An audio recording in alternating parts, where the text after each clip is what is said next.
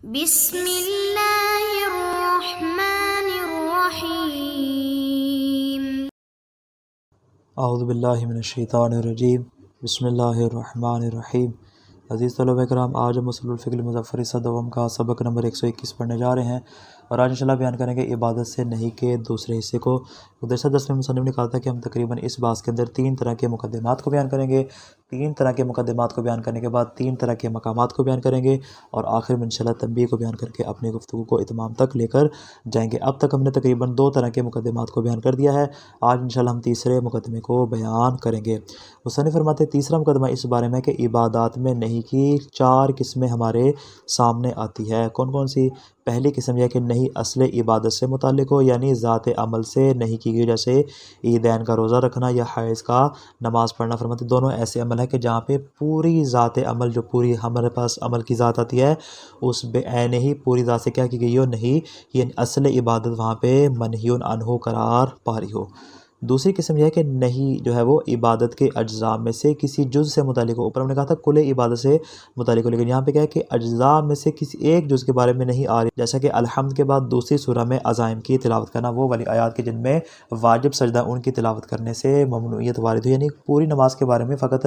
قرات کے دوران، وہ بھی الحمد کے بعد جب دوسری سورہ پڑھنی ہے اس میں عزائم سے منع کیا گیا ہے۔ فرماتے تیسری قسم کون سی ہے کہ جہاں پہ نہیں عبادت کی شرائط میں سے کسی شرط کے ساتھ متعلق ہو رہی، جیسے مولا کہتا ہے لا تصلی فی اللباس المتنجس، نجس لباس میں نماز نہ پڑھو۔ اب یہ لباس کا پاک ہونا کیا ہے؟ نماز کی شرائط میں سے ایک شرط ہے، اور نہیں جو ہے وہ اسی شرط کے ساتھ متعلق ہو رہی ہے۔ اور چوتھی قسم ہمارے پاس کیا آتی ہے کہ نہیں عبادات کے اوصاف میں سے کسی وصف سے متعلق ہو رہی ہے، جیسے جہر کے مقام پر اخفا کرنے سے نہیں وارد، کہا جو جہر کا مقام ہے وہاں اخفا نہ کیا جائے، اور جہاں پر اخفا کا مقام ہے وہاں پر جہر نہ کیا جائے، یعنی یہ کیا، یہ خصوصیت ہے نماز کی، یہ قرات کی خصوصیت ہے کہ آپ نے ظہرین میں الگ انداز سے پڑھنی ہے، مغربین میں الگ انداز سے پڑھنی ہے، الی آخر۔ فرماتے ہیں کہ جہر کے مقام پہ اخفا اور اخفا کے مقام پہ جہر کرنے سے نہیں وارد، یعنی خصوصیت اور وصف کے بارے میں یہاں پر نہیں وارد ہوئی ہے۔ یہ ہو گئے ہمارے سامنے 3 طرح کے مقدمات۔ ان 3 مقدمات کو بیان کرنے کے بعد مصنف اصل بحث کو بیان کرتے ہیں اور کہتے ہیں ہماری بحث جو ہے وہ 3 مقامات پہ، جیسے ہم نے ابتدا میں کہا تھا 3 مراحل میں ہماری گفتگو ہوگی۔ کون کون سی؟ پہلا مرحلہ یا پہلا مقام یہ کہ اگر عبادت نہیں تحریم نفسی سے متعلق ہو تو کیا فاسد ہوگی یا نہیں۔ مثال کے طور پہ لا تصلی فی الدار المغصوبہ، یہاں پہ کیا ہے، براہ راست نماز جو ہے وہ اس کے ساتھ نہیں متعلق ہو رہی کہ غصبی گھر میں نماز پڑھنا تمہارے لیے جائز نہیں ہے، نہیں تحریمی نفسی ہے۔ یہ ہوگی پہلی قسم کی، جس میں بیان کریں گے آیا نہیں نفسی تحریمی موجب فساد ہے یا موجب فساد نہیں ہے۔ اس کے بعد انشاءاللہ دوسرا مقام آئے گا، اس میں کیا بیان کریں گے کہ اگر عبادت نہیں تحریمی غیری سے متعلق ہو تو کیا فاسد ہوگی یا نہیں، جیسے ازالہ نجاست اور نماز کا امر آ جائے، یعنی ازالہ نجاست الگ چیز ہے، یعنی حقیقت میں یہ والا ازالہ نجاست کیا ہے، مقدمہ قرار پائے گا نماز کے لیے۔ ازالہ نجاست ہوگا تب آپ مسجد میں کیا کر پائیں گے، نماز ادا کر سکیں گے۔ فرماتے ہیں یعنی یہاں پہ یہ واجب غیری ہوگا، یہ جو ازالہ نجاست ہے مولا کیا کر رہا ہے، اس سے تمہیں روک رہا ہے کہ تم نے بغیر ازالہ نجاست کی نماز ادا نہیں کرنی۔ فرماتے اگر اس انداز سے نہیں وارد ہو جائے اور اگر کوئی شخص ازالہ نجاست کیے بغیر نماز پڑھے تو نماز صحیح ہوگی یا نہیں ہوگی، موجب فساد ہوگی یا نہیں ہوگی، اس کے بارے میں انشاءاللہ گفتگو ہوگی۔ اور پھر تیسرا مقام اس بارے میں ہے اگر عبادت نہیں تنزیہی سے متعلق ہو تو کیا وہ فاسد ہوگی یا فاسد نہیں ہوگی۔ مثال کے طور پر مولا کہتا ہے لا تصلی فی الحمام، حمام میں نماز کو ادا نہ کرو۔ فرماتے ہیں یہاں پہ اگرچہ حرمت تحریمی نفسی نہیں ہے لیکن تنزیہ ہے، جس کو ہم نہیں کراہتی کا نام دیتے کہ اگرچہ مولانا اس کو مکروہ بیان کیا ہے لیکن اس کو تحریم نفسی کے طور پہ بیان نہیں کیا۔ مصنف اب 3 مقامات کی جداگانہ وضاحت فرماتے ہیں۔ کہتے ہیں سب سے پہلے انشاءاللہ پہلا مقام بیان کریں گے، کل کے درس میں دوسرا مقام، اور اس کے بعد انشاءاللہ آخر میں بیان کریں گے تیسرے مقام کو، اور آخر میں تنبیہ کو بیان کر کے گفتگو کو تمام کریں گے۔ پہلا مقام یہ کہ نہیں تحریمی نفسی چاہے اصل عبادت سے متعلق ہو، جزء عبادت سے متعلق ہو یا شرط و وصف عبادت سے متعلق ہو، تمام کے تمام موارد میں فساد پر دلالت کرتی ہے۔ یعنی جو ہم نے کہا تھا نا ہمارے سامنے نہیں کی 4 قسمیں ہیں، ایک ہے ذات عمل، دوسرا جز، تیسری شرط، چوتھا وصف۔ فرماتے ہیں تمام کے تمام اقسام میں جہاں پر بھی نہیں تحریمی نفسی آ جائے وہ ہمیشہ موجب فساد ہوا کرتی ہے۔ دلیل کیا آپ کے پاس؟ فرماتے ہیں دلیل یہ ہے کہ یہاں عبادت اور نہیں میں تنافی پائی جاتی ہے، یعنی خود عبادت اور نہیں کے درمیان کیا ہے، منافات پائی جاتی ہے۔ یعنی عبادت وہ کہ جس میں قصد قربت ضروری ہے، اور وہ فعل جس سے منع کیا گیا ہے وہ نہیں تحریمی نفسی رکھتا ہے۔ یعنی ایک ایسی چیز ہے جو عبادت بن رہی ہے جس میں قصد قربت ہے، اور ایک ایسی چیز ہے کہ جس سے مولا نے منع فرمایا وہ مبغوض مولا شمار ہوتا ہے، یہ نہیں اس بات کو بیان کرتی ہے کہ اس عمل میں مفسدہ پایا جاتا ہے، جبکہ عبادت کیا کہتی ہے؟ عبادت کہتی ہے اس عمل میں مصلحت پائی جاتی ہے۔ مسئلہ ایک بیان کر رہی ہے مصلحت کو، دوسرا عمل بیان کر رہا ہے مفسدہ کو، اور کہہ رہا ہے کہ یہ مبغوض مولا ہے، اور جو مبغوض مولا ہوتا ہے وہ کبھی بھی مقرب مولا نہیں ہو سکتے۔ اس ایک جملے کو آپ یاد کر لیں تو انشاءاللہ عبادت کی تمام آواز آپ کے لیے واضح ہو جائیں گی۔ یعنی جہاں پر بھی مبغوض آ جائے، یہ قاعدہ کلی ہے، جس مقام میں دیکھیں کہ آیا یہ چیز مولا کو پسند ہے یا مولا کو پسند نہیں ہے، اگر تو مولا کو پسند نہیں ہوگی تو فرماتے ہیں مبغوض کبھی بھی مقرب مولا نہیں ہو سکتا، مولا کے قریب نہیں کر سکتا۔ فرماتے ہیں اس میں فرق نہیں ہے کہ وہ سراسر مبغوض ہو، یعنی خود ذات عمل ہو، یا امر مبغوض پر مشتمل ہو، جس کو ہم نے کہا تھا کہ یا اس میں یعنی جز پایا جائے،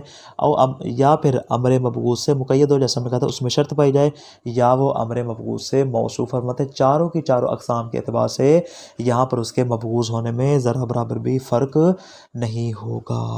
یہ تو بات ہوگی مصنف کی، یعنی مقام اول میں مصنف نے واضح کر دیا دو ٹوک کہ جہاں پر بھی نہیں نفسی تحریمی آ جائے گی اس مقام پر یہ موجب فساد ہوگی۔ البتہ اس میں فرق نہیں ہے، چاہے عین عبادت ہو، چاہے اس کا جز ہو، چاہے اس کی شرط ہو یا اس کا وصف ہو۔ لیکن فرماتے بعض افراد نہیں کہ جز، شرط یا وصف ہونے میں ایک الگ نظریہ رکھتے، البتہ اس نظریے کو مصنف قبول نہیں فرماتے، انشاءاللہ آخر میں بیان کریں گے۔ وہ کیا کہتے ہیں؟ وہ کہتے ہیں منطق میں ایک اصطلاح ہمارے پاس آتی ہے کہ واسطہ کبھی ثبوت میں ہوتا ہے اور کبھی عروض میں۔ کیا مراد؟ فرماتے واسطہ در ثبوت سے مراد یہ کہ حکم حقیقت میں ذیل واسطہ پہ ہوتا ہے، یعنی یہ واسطہ جو آپ کو اٹھا کر ذیل واسطہ تک لے جائے گا، حکم براہ راست اسی ذیل واسطہ پر ہوتا ہے، لیکن یہ جو واسطہ جو درمیان میں جو کنیکشن بن رہا ہے، فرماتے یہ والا واسطہ اس میں علت واقع ہوتا ہے، یعنی اس کی علت بنتا ہے کہ جس کے ذریعے آپ ذیل واسطہ تک پہنچ سکتے ہیں۔ یہ ہو گیا واسطہ در ثبوت۔ لیکن فرماتے واسطہ در عروض کیا ہوتا ہے کہ حقیقت میں حکم کی نسبت واسطہ کی طرف اور ذیل واسطہ کی طرف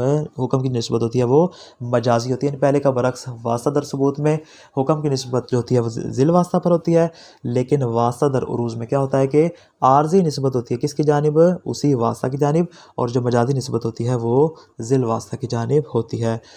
تو بس یہ افراد کیا کہتے ہیں؟ جب ذات عبادت متعلق نہیں ہو تو نہیں فساد پر دلالت کرتی ہے، اور متعلق نہیں نہ ہو تو وہ فساد پر دلالت نہیں کرتی۔ بس جب جز یا شرط یا وصف سے نہیں وارد ہو جائے تو ان کا فساد کل میں سرایت کر جائے۔ دیکھیں یہاں پہ ان کے جو نظریے کا بنیادی نقطہ وہ یہی ہے، وہ کیا کہتے ہیں؟ وہ کہتے ہیں اگر جز کا فساد ہو تو جز کے فساد سے کیا ہو جائے گا؟ کل بھی فاسد ہو جائے گا۔ اگر شرط پر فساد آ جائے تو اذا فاسد الشرط فاسد المشروط، جب شرط باطل ہو جائے گی، شرط ختم ہو جائے گی، مشروط بھی ختم ہو جائے گا، جب وصف ختم ہو جائے گا تو اس کا موصوف بھی ختم ہو جائے گا۔ فرماتے ہیں یہ افراد کیا کہتے ہیں کہ ان جزئیات کا، جز کا، شرط کا یا وصف کا جو فساد ہوگا حقیقت میں کل کی طرف سرایت کر جاتا ہے اور عبادت فاسد ہو جاتی ہے، یعنی ان کے نزدیک براہ راست جو ہے وہ نہیں عبادت پہ نہیں آتی، بلکہ ان کے اوپر جو فساد کا حکم آتا ہے یہ حکم آگے سرایت کر جاتا ہے کل کے عنوان میں۔ یہ افراد اس اعتبار سے فرق رکھتے ہیں۔ مصنف فرماتا ہے کہ ہمیں اس طرح کی تعلیلات کی اصلاً ضرورت نہیں ہے، کیوں؟ اس لیے کہ صرف دعویٰ کی جس کی کوئی دلیل نہیں ہے، لہٰذا ہمارا کلام وہی کافی ہے کہ جس میں ہم نے کہا تھا کہ جو چیز مبغوض مولا ہو وہ کبھی بھی مقرب نہیں ہو سکتا۔ یہ بات میں نے پہلے بیان کی تھی کہ مصنف کا بنیادی نقطہ یہی ہے کہ ہم نے دیکھنا معیار کیا ہے۔ معیار یہ ہے کہ چونکہ مولا اس کو پسند نہیں کر رہا تو چاہے فرماتے کہ چاہے وہ جز ہو، چاہے وہ شرط ہو، چاہے وصف ہو، یا وہ عین ذات ہو، تمام فرماتے ذرا برابر بھی فرق نہیں ہوگا، بلکہ جو چیز بھی مبغوض و مبعد ہوگی وہ کبھی بھی مقرب مولا نہیں ہو سکتی۔ پہلی بات۔ دوسری بات یہ کہ فرماتے جتنے بھی آپ نے یہ دو تین طرح کی تعلیلات بیان کی ہیں میرے نزدیک قابل قبول نہیں، اور ان کے اوپر بھی اشکال وارد ہوتا ہے۔ ثم ان النہی عن العبادت یتصور علی ان احیان، فرماتے ہیں کہ عبادت میں جو نہیں ہے اس کی ہمارے پاس چند صورتیں آتی ہیں۔ کون کون سی؟ احدھا ان یتعلق النہی باصل العبادہ، پہلی یہ کہ نہیں جو وارد ہو رہی ہے وہ اصل عبادت سے متعلق ہو، جیسا کہ عید الفطر اور عید الاضحیٰ کے روزے سے نہیں وارد ہوئی ہے۔ وصوم الوصال وصلاۃ الحائض والنفساء، جو عورت حائض ہو یا جو عورت نفساء ہو، فرماتے اس کا نماز پڑھنا بھی اسی باب سے کہ یہاں پہ جو نہیں وارد ہو رہی ہے وہ اصل عبادت کے ساتھ متعلق ہو رہی ہے۔ وثانی ہے، فرماتے نہیں کہ دوسری قسم کیا ہے؟ ان یتعلق بجزئہا، کہ نہیں جو وارد ہو رہی ہے وہ جزء عبادت سے، یعنی اصل عبادت سے نہیں بلکہ عبادت کے اجزاء میں سے کسی ایک جز سے متعلق ہو رہی ہو۔ کنہی عن قراءۃ قراءت سورۃ من سور العزائم فی الصلاۃ، جیسا کہ نماز میں الحمد کے بعد دوسری سورہ میں عزائم میں سے کسی ایک کی تلاوت کرنا جن میں سجدہ واجب ہوتا ہے، اس سے کیا ہے نہیں وارد ہوئی ہے۔ وثالثھا ان یتعلق بشرطھا او بشرط جزءھا، یا تو یہ اصل عبادت کی شرط سے متعلق ہو یا اس کے جز کی کسی ایک شرط کے ساتھ متعلق ہو۔ نہیں ہے ان الصلاۃ باللباس المغصوب او المتنجس، غصبی لباس میں نماز پڑھنا یا نجس لباس میں نماز پڑھنے سے نہیں وارد ہوئی ہے۔ یہ اسی باب سے کہ ایک شرط جو ہے وہ شرط کیا ہے، شرط طہارت اور شرط عدم غصبیت، فرماتے ہیں اس شرط کے ساتھ کیا ہو رہی ہے، یہ نہیں وارد ہو رہی ہے۔ ورابعھا، چوتھی قسم کیا ہے، ان یتعلق بوصف ملازم لھا او لجزئھا، فرماتے ہیں ایسے وصف کے ساتھ نہیں متعلق ہو رہی ہو جو اصل عبادت کے لیے ملازم ہو، یعنی اصل عبادت کو لازم ہو یا عبادت کے جز کو لازم ہو۔ کنہی عن الجہر بالقراءۃ فی موضع الاخفاء والنہی عن الاخفاء فی موضع الجہر، جس مقام پہ آپ نے اخفاء کرنا ہے اس مقام پہ جہر سے کام لینا، اور جس مقام پہ آپ نے جہر کرنا ہے وہاں پہ اخفاء کے ساتھ تلاوت کرنے سے نہیں وارد ہوئی۔ یہ کیا ہے، صفت ہے، یعنی قراءت کی صفت ہے کہ قراءت اس صفت پر ہونی چاہیے، اس کے برعکس نہیں ہونی چاہیے۔ مصنف فرماتے ہیں والحق کو، میرے نزدیک قول حق یہ ہے کہ ان النہی عن العبادت یقتضی الفساد، مطلب عبادت میں جہاں پر بھی جس انداز سے بھی نہیں وارد ہو جائے، چاہے وہ کوئی سی بھی قسم ہو، چاہے وہ کوئی سا بھی مقام ہو، تمام کے تمام مقامات میں جہاں پر بھی عبادت سے نہیں آ جائے گی وہ موجب فساد ہوگی۔ سواء کان نہی عن اصلھا او جزءھا او شرطھا او وصفھا، چاہے اصل عبادت سے نہیں ہو، جز سے ہو، شرط سے ہو، وصف، مطلب تمام کے تمام اقسام برابر اس میں شامل ہے۔ کیوں؟ اس لیے کہ ہمارے پاس جو معیار، جو ملاک ہمارے پاس ہے وہ سب میں برابر طور پر پایا جاتا ہے۔ للتمانع الظاہر بین العبادت و بین النہی عنہا، اس لیے کہ یہاں پہ خود عبادت کے درمیان اور اس کی نہیں کے درمیان تمانع اور ممنوعیت پائی جاتی۔ کون سی عبادت؟ فرماتے التی یراد بہا التقرب الی اللہ تعالی و مرضات، فرماتے وہ والی عبادت جسے ہم تقرب الہی اور اس کی مرضات کو حاصل کرتے ہیں، اس عبادت کے درمیان و بین النہی عنہا، فرماتے اس عبادت سے نہیں کے درمیان تمانع اور ممنوعیت پائی جاتی ہے۔ کون سی نہیں؟ المباعد عصیانہ عن اللہ والمثیر لسخطہ، فرماتے وہ والی نہیں جو ہمیں معصیت خدا سے دور کرے اور اس کے غضب سے ہمیں کیا کرے، بچا لے، اسے امان میں دے دے۔ فرماتے اس نہیں کے درمیان اور اس عبادت کے درمیان تمانع پایا جاتا ہے۔ یہ فرماتے بنیادی ملاک ہے، اس لیے کہ یہ والا جو امر ہے، چونکہ یہ امر ایسا ہے کہ جو مباعد مولا قرار پاتا ہے، لہذا اس کے مباعد ہوتے ہوئے ہم اس کو مقرب مولا قرار نہیں دے سکتے، دونوں میں تمانع اور ممنوعیت پائی جاتی ہے۔ فَيَسْتَحِيلُ التَّقَرُّبُ بِالْمُبَاعِدِ وَالرِّضَا بِمَا يَسْخَطُهُ، فرماتے پس محال ہے کہ جو چیز مولا سے دور کرنے والی ہو ہم اس کے ذریعے اللہ کا تقرب حاصل نہیں کر سکتے، اور وہ چیز جس پر خدا ناراض ہوتا ہو اس سے کبھی اس کی رضا حاصل نہیں کر سکتے۔ پہلی بات وَيَسْتَحِيلُ أَيْضًا التَّقَرُّبُ بِمَا يَشْتَمِلُ عَلَى الْمُبَاعِدِ الْمَبْغُوضِ الْمُسْخِطِ لَهُ، فرماتے اسی طرح محال ہے کہ ہم ایسی چیز کے ساتھ خدا کا تقرب حاصل کریں جو کہ مشتمل ہو کسی مباعد کے اوپر جو مولا کو ناپسندیدہ بھی ہو اور مولا اس پر ناراضگی کا اظہار بھی کرتا ہو۔ یعنی یہ بات کریں حقیقت میں اس کے جز کی، یہ جو بات کریں آگے تیسری والی اس کی شرط کی بات کریں، او بما ہوا متقید بالمباعد، فرماتے وہ والی چیز کے جس میں مباعد ہونے کی تقیید لگا دی گئی، شرط لگا دی گئی، فرماتے ہیں کہ اس کے ذریعے بھی ہم اللہ کا تقرب حاصل نہیں کر سکتے۔ او بما ہوا موصوف ہے بالمباعد، اور وہ چیز جو مباعد کی صفت کے ساتھ موصوف ہو رہی ہو اس کے ذریعے بھی ہم خدا کا تقرب حاصل نہیں کر سکتے۔ لہذا نہیں کی چاروں اقسام کو دیکھیں تو چاروں اقسام کے اندر چونکہ یہ ملاک پایا جاتا ہے، لہذا اس بنا پر مصنف کے نزدیک تمام کے تمام اقسام جو ہے مقتضی فساد ہوتی ہیں۔ ومن الواضح ان المقصود من القرب والبعد من المولا القرب والبعد المعنویان، فرماتے ہیں یہ بات واضح ہے کہ یہاں پر قرب و بعد سے جو ہماری مراد ہے وہ قرب و بعد مکانی نہیں بلکہ قرب و بعد معنوی، جس بات کو ہم پہلے بھی قصد امتثال میں تفصیل کے ساتھ بیان کر چکے ہیں۔ وہما یشبہان القرب والبعد المکانیان، فرماتے ہیں کہ یہ جو قرب و بعد معنوی ہوتا ہے اس کو تشبیہ دی جاتی ہے کس کے ساتھ؟ قرب و بعد مکانی کے ساتھ۔ فرماتے ہیں فکما یستحیل تقرب المکانی بما ہوا مباعد مکانا، فرماتے ہیں اگر آپ ادھر بیٹھے ہیں اور آپ کسی چیز کے قریب ہونا چاہتے ہیں تو اس کا مطلب کیا ہے، آپ کو اپنی جگہ سے اٹھ کر اس کے پاس جانا ہوگا۔ اگر آپ اس کے پاس جانے کی بجائے وہاں سے اٹھ کر 10 قدم 10 میل دور چلے جائیں، مطلب مباعد ہو کر آپ کبھی بھی اس کا تقرب حاصل نہیں کر سکتے۔ جب تقرب مکانی ایسے حاصل نہیں ہو سکتا تو جس چیز کو اس کے ساتھ تشبیہ دی جا رہی ہے فرماتے ہیں وہ کیسے بلا مباعد نہیں ہو سکتا۔ فکما یستحیل تقرب المکانی بما ہوا مباعد المکان، جو مکان کے اعتبار سے دور ہو جب اس کے ذریعے تقرب مکانی حاصل نہیں ہو سکتا، کذالک یستحیل تقرب المعنوی بما ہوا مباعد معنوی، فرماتے ہیں جو مباعد معنوی ہو اس کے ذریعے کبھی بھی تقرب معنوی حاصل نہیں ہو سکتا، یہ بھی محال ہے۔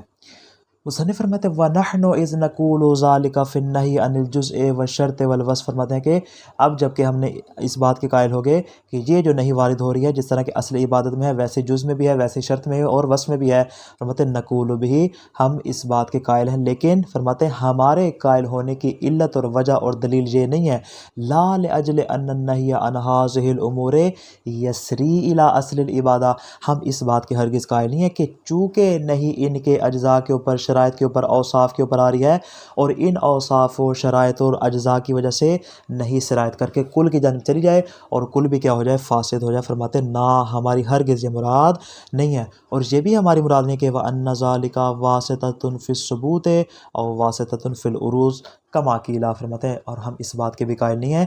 کہ یہ والا جو ہے جز شرط اور وصف وغیرہ کہ ان کو ہم واسطہ در ثبوت قرار دیں، یعنی کیا قرار دیں حکم براہ راست ذیل وسیلہ پہ لگائیں، یا ان کو واسطہ در عروض قرار دیں کہ حکم جو ہے وہ خود وسیلہ کے اوپر لگائیں، فرماتے ہیں کما قیل، جیسا کہ بعض افراد اس کے قائل مصنف فرماتے ہیں وہ جس انداز سے قائل ہوئے ہیں ہماری یہاں پر یہ دلیل نہیں ہے کہ ہم یہ کہیں کہ یعنی اس کے اجزاء سے آگے بڑھتے بڑھتے بڑھتے آخر کار کیا ہو جائے گی وہ خود کل بھی فاسد ہو جائے گا، فرماتے ہیں یہ ہماری مراد نہیں ہے، پہلی بات۔ دوسری بات فرماتے ہیں وَلَا لِأَجْلِ، یہ حقیقت میں دوسری تعلیل دوسری بیان کر رہے ہیں، ہم نے دو طرح کی تعلیلیں بیان کی تھی، اوپر والی یہ ہو جائے گی کہ عبادت میں شرائط کر جاتی ہیں، اور دوسری دلیل کیا ہو جائے گی وَلَا لِأَجْلِ أَنَّ جُزْءَ الْعِبَادَةِ وَشَرْطَهَا عِبَادَةً، فرماتے ہیں اور نہ ہی اس وجہ سے ہم یہ کہیں کہ عبادت کی جو شرط ہے یا عبادت کا جو جز ہے اس کو ہم عبادت قرار دیں، یعنی جس طرح کل کو عبادت کہا جاتا ہے ویسے اس کے جز کو بھی عبادت کا نام دیں، جیسے فرماتے ہیں کل مشروط کو ہم عبادت کا نام دیتے ہیں ویسے اس کی شرط کو بھی عبادت کا نام دیں، فرماتے ہیں لا ہماری مراد یہ نہیں ہے،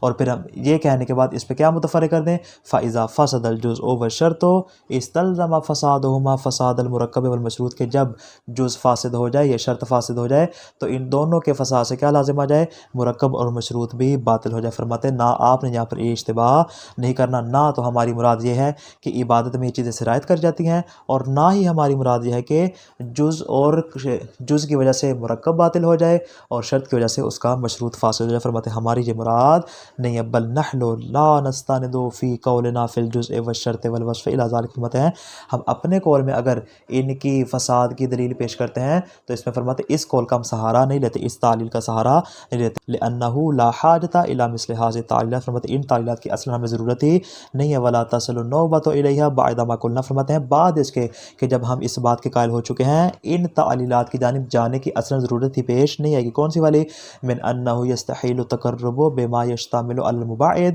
او بما ہوا مقید او موصوف بالمباعد، فرماتے ہیں وہ والی چیز جو کہ مباعد پر مشتمل ہو یعنی جز کی صورت میں او بما ہوا مقید یا شرط کی صورت میں یا وصف کی صورت میں جہاں پر بھی مباعد کے ساتھ اس کا تعلق ہوگا مطلب اس کے ذریعے کبھی بھی تقرب حاصل نہیں ہو سکتا، کما یستحیل التقرب بالنفس المباعد بلا فرق، جس طرح خود ذات عمل مباعد بن رہا ہو اس کے ذریعے تقرب حاصل نہیں ہو سکتا، تو فرماتے ہیں ان تینوں چیزوں کے ذریعے بھی یہاں پہ تقرب حاصل نہیں ہو سکتا، پہلی بات۔ دوسری بات علی ان فی هذه التعلیلات من المناقشہ، فرماتے ہیں کہ اگر خود ان تعلیلات کو دیکھا جائے تو فرماتے ہیں یہ بھی اشکال سے خالی نہیں ہے، البتہ فرماتے ہیں مالا یا سوہاد المختصر، میری یہ مختصر سی کتاب ان اشکالات کی گنجائش نہیں رکھتی، ولا حاجت الی مناقشتها بعد ما ذکرنا، مطلب بعد اس کے کہ میں نے جب اپنے دل آپ کے اوپر واضح کر دیا ہے اس کے بعد فرماتے ہیں ان اشکالات کو بیان کرنے کی اصل گنجائش باقی نہیں رہتی، ھذا کلہ فی النہی النفسی، فرماتے ہیں یہ جو ہماری بحث تھی یہ مقام اول کے بارے میں تھی جو کہ ہم نے کہا تھا نہیں تحریم نفسی کے بارے میں، تو خلاصہ کیا آج کے درس کا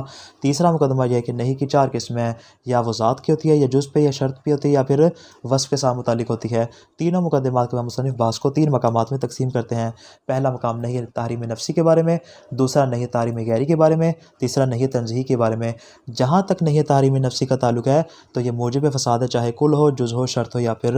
وصف ہو، اس لیے کہ جو چیز مباعد از مولا ہو وہ کبھی بھی مقرب مولا نہیں ہوا کرتی، البتہ بعض افراد کے نزدیک جز شرط اور وصف حقیقت میں واسطہ در ثبوت یا واسطہ در عروض واقع ہوتے ہیں، اسی طرح بعض افراد کے نزدیک جز کے فساد سے کل کا فساد اور مشروط کے فساد سے شرط کا فساد جو ہے وہ لازم آتا ہے، مصنف کے نزدیک اولا تو ان تعلیلات کی ضرورت نہیں، ثانیہ یہ کہ ان تعلیلات پر اشکال بھی وارد ہوتا ہے۔ والسلام علیکم ورحمۃ اللہ وبرکاتہ۔